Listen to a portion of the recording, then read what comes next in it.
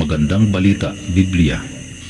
Copyright Philippine Bible Society 2012. Lucas Kapitulo 24. Sa daang papunta sa Emmaus. Nang araw ding iyon, may dalawang alagad na naglalakad papuntang Emmaus. Isang nayong may 11 kilometro ang layo mula sa Jerusalem. Pinag-uusapan nila ang mga pangyayari.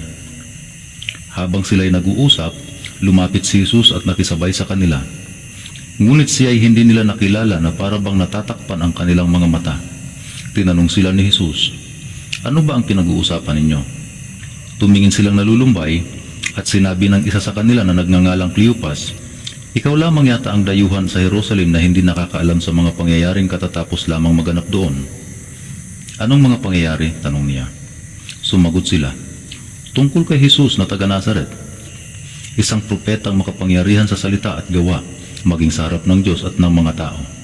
Isinakdal siya ng aming mga punong pari at mga pinuno ng bayan upang mahatulang mamatay, at siya ay ipinako sa krus. Siya pa naman ang inaasahan naming magpapalaya sa Israel.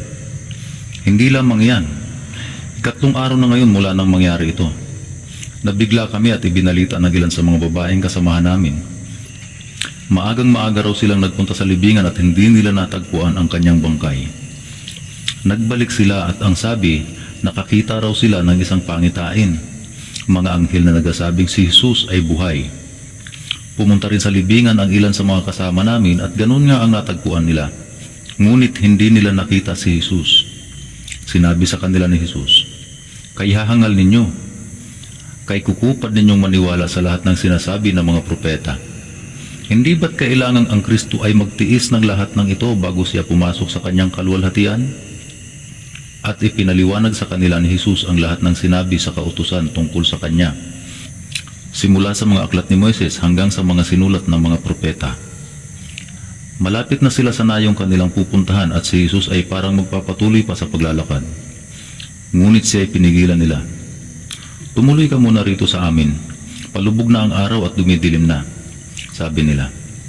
Kaya't sumama nga siya sa kanila. Nang siya ay kasalo na nila sa pagkain, dumampot siya ng tinapay at nagpasalamat sa Diyos. Pagkatapos, pinagpira-piraso iyon at ibinigay sa kanila. Noon nabuksan ang kanilang mga mata at nakilala nila si Jesus. Subalit siya ay biglang nawala sa kanilang paningin.